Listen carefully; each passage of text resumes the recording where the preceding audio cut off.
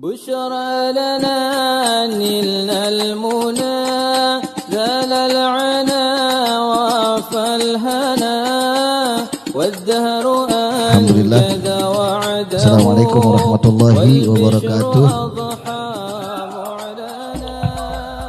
Alhamdulillah wassalatu wassalamu ala rasulillah sayyidina maulana Muhammad ibn Abdullah wa ala alihi wa ma ba'du. Alhamdulillah al-mukarramun wal muhtaramun hadratul habaib, anak cucu Nabi besar Muhammad SAW, anak khusus bi dzikrim amman al-fadil al-habib Abu Bakar Sakr al-Idrus wa akhina da'ilallah al-habib Hamzah bin Abdullah al-Idrus wa akhina da'ilallah al-ustad al-habib Ali bin Muhammad al-Habsyi wa al-habib Umar Bahashim wa al-habib Farid bin Yahya al-habib Hasan Segaf wa Sayyid Muhammad al-Idrus dan Sayyid Hamdan Ba'bud, juga segenap habaib mungkin gak kesebut namanya satu persatu.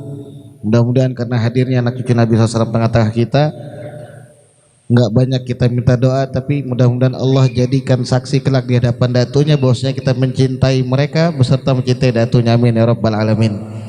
Yang kami hormati juga hadratul asatizah, para guru, dewan guru kita bersama Al-Hajj Muhammad Hari, juga segenap asatidah lain yang gak kesebut satu-satu. Tadi kayaknya ada Ustadz Saiful, gak tahu di sebelah mana beliau, di belakang kayaknya tadi tuh.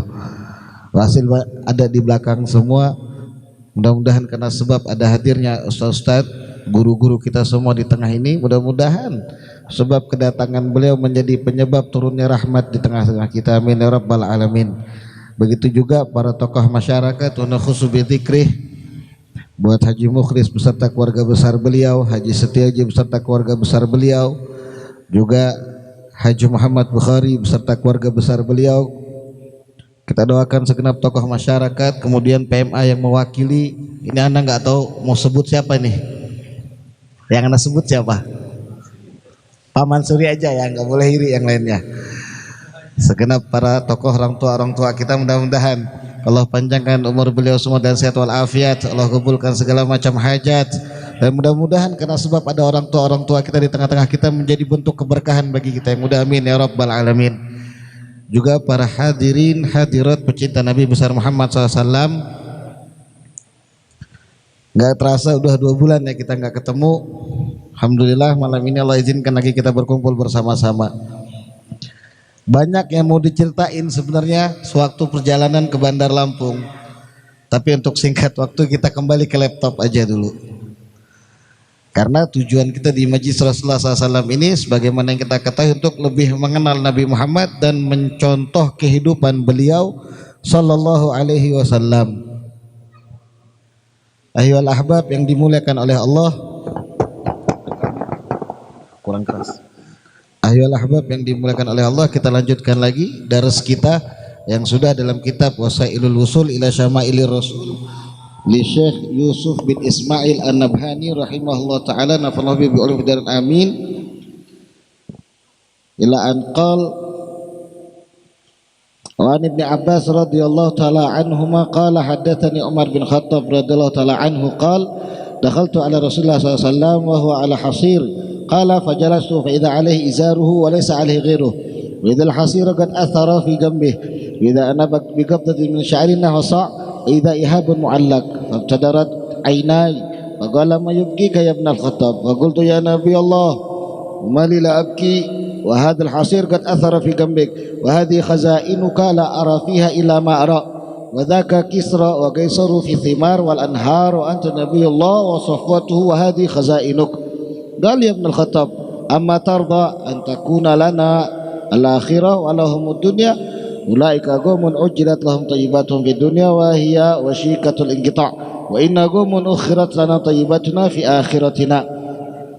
وعن عائشة رضي الله تعالى عنها قالت كان لرسول الله صلى الله عليه وسلم سرير مرمل بالبرد وعليه كساء أسود وقد حشوناه بالبرد فدخل أبو بكر وعمر رضي الله تعالى عنهما عليه فإذا النبي sallallahu alaihi wasallam naimun alaihi falamma ra'ahuma istawa jalisan wa nadhara fa idza atharu sarir fi jambi Rasulullah sallallahu alaihi wasallam wa qala ya Rasulullah ma yu'dhika khushunatu ma nara min firashika wa saririka wa hadha Kisra wa Qaisaru ala furshi dibaji wal harir Maka alaihi salatu wassalam, la taqula hadza fa inna firasha Kisra wa Kaisara finnar wa inna firashi wa sariri hadza aqibatuhu ilal jannah. Wa ma'aba Rasulullah SAW mafja'an qad in furisha lahu ittaja'a wa ila ittaja'a 'alal ard. Kemudian kita udah bahas sebelumnya bagaimana kesederhanaan Nabi SAW, tempat tidur beliau. Kemudian di sini dikatakan dari riwayat Sayyidina Abdullah bin Abbas bahwasanya Sayyidina Umar bin Khattab menceritakan kepada beliau satu ketika atau pertama kali aku memasuki rumah Nabi Muhammad SAW. Ketika pertama kali aku masuk ke rumah Nabi Muhammad SAW, aku melihat Nabi sedang tertidur. Tidurnya Nabi nggak pakai selimut kayak kita, cuma pakai sarung, nutupin sarung, nggak pakai atasan, lagi nggak pakai baju. Karena Nabi SAW selalu berkeringetan, dan kita tahu auratnya laki-laki antara pusar sampai lutut. Jadi beliau bukan melakukan kesalahan di dalam rumah, tapi Sayyidina Umar lagi datang pengen ngejenguk Nabi untuk pertama kalinya ketika sudah mengenal Islam. Ketika melihat Nabi SAW lagi tidur, Sayyidina Umar diam. Lantas tiba-tiba Nabi terbangun karena mungkin ngedengar ada suara orang duduk. Namanya tempat duduknya Nabi nggak pakai karpet kayak kita, mungkin masih ngekok pakai pelepah-pelepah korma, disusun-susun gitu loh. Jadi begitu duduk langsung bunyi. Akhirnya Nabi SAW kebangun. Ada juga yang mengatakan Nabi SAW terbangun karena rintihan Sayyidina Umar bin Khattab. Rintihan Sayyidina Umar bin Khattab. Apa sebab? Karena melihat Nabi SAW tidur di atas pelepah korma tadi. Atas kita Nabi SAW terbangun melihat Sayyidina Umar menangis, tanya, ya Umar bin Khattab, kenapa ente menangis?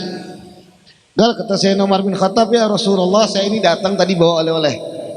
Saya datang bawa oleh-oleh. Saya pikir saya bisa ngurangkan sedikit beban engkau di rumah ini, ngebawakan hadiah.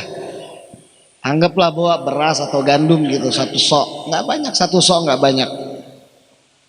Karena orang-orang yang memiliki jiwa pejuang bersama Nabi SAW, mereka nggak pernah punya harta yang melimpah.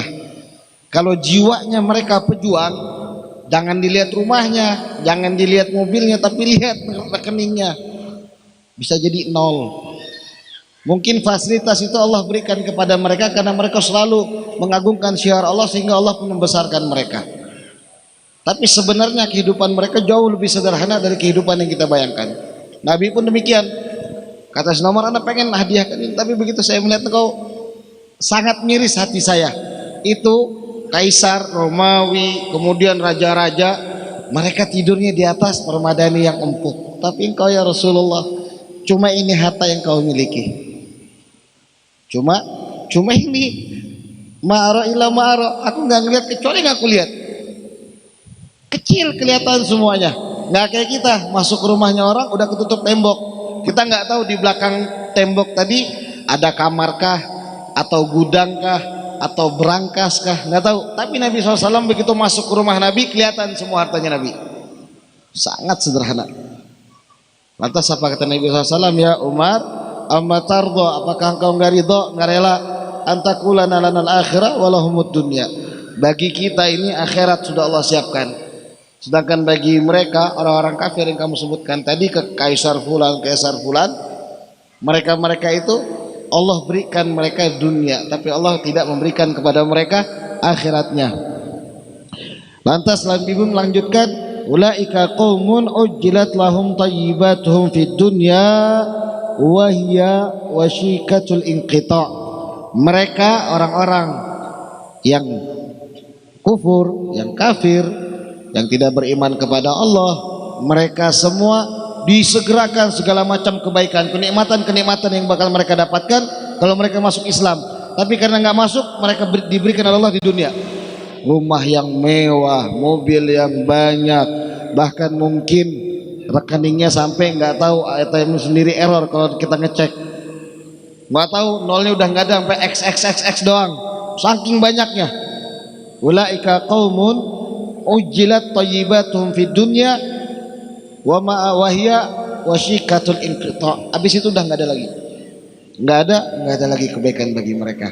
Wa nahnu, kata Nabi SAW, wa inna qaumun ukhirat lana thayyibatuna fi akhiratina. Tapi kita adalah kaum yang Allah siapkan kebaikan-kebaikan tadi, fasilitas yang istimewa tadi di akhirat kelak, katanya Nabi SAW. Ayolah ahbab yang dimulakan oleh Allah. Sampai ada satu riwayat mengatakan juga bahwasanya Nabi Muhammad SAW satu ketika nggak mau masuk ke dalam rumah Sayyidah Fatimah bersama Sayyidina Ali. Ini riwayat, ada yang bilang dhaif, ada yang bilang hasan.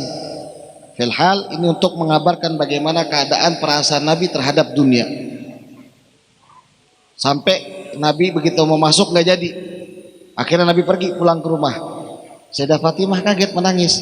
Tumben sekali ayah saya nggak mau masuk. Kita tahu bagaimana cintanya Nabi sama Sayyidah Fatimah. Sampai dikatakan man adaha faqad adani wa man ahabbaha faqad ahabbani. Yang ngebuat Fatimah sedih, ngebuat Fatimah nggak enak hati, ngebuat Fatimah tidak nyaman, sama aja ngebuat hatiku nggak nyaman, sama aja ngeganggu diriku, sama aja ngebuat aku sedih. Tapi yang cinta sama Fatimah sama dia cinta kepadaku, kata Nabi. Ini Sayyidah Fatimah. Tapi satu ketika Nabi nggak mau masuk ke dalam rumah beliau.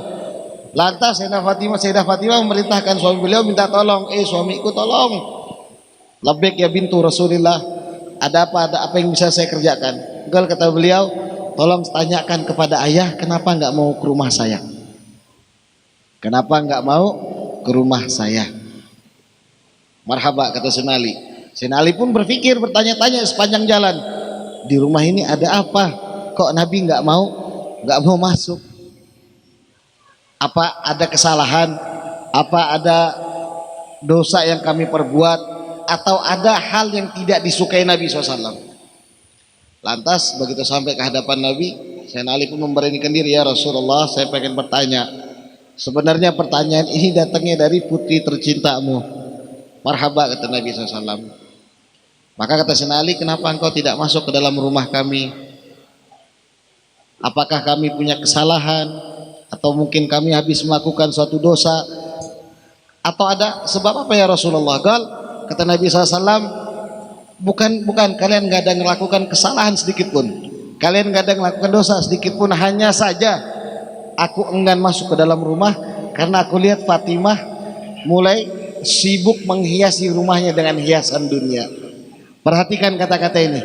Karena Fatimah mulai sibuk menghiasi rumahnya dengan hiasan dunia. Hiasan apa coba? Cuma gorden yang baru dihadiahkan dari salah satu sahabat Rasul untuk keluarga Sayyidina Ali, yang cuma ada bordiran sedikit lebih mewah. Cuma gorden, dan gordennya nggak kayak kita sebanyak ini jendelanya, rumah mereka kecil. Tapi Nabi nggak mau. Begini didikan kesederhanaan yang diajarkan Nabi Muhammad Sallallahu Alaihi Wasallam. Ayolah ahbab yang dimulakan oleh Allah. Makanya kalau kita nggak bisa ngikutin Nabi SAW dari kehidupan yang sederhana, paling tidak jangan sampai kita semua cinta sama dunia.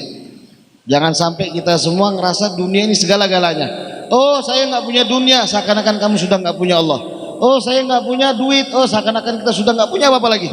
Apalagi musim corona sekarang ini. Subhanallah.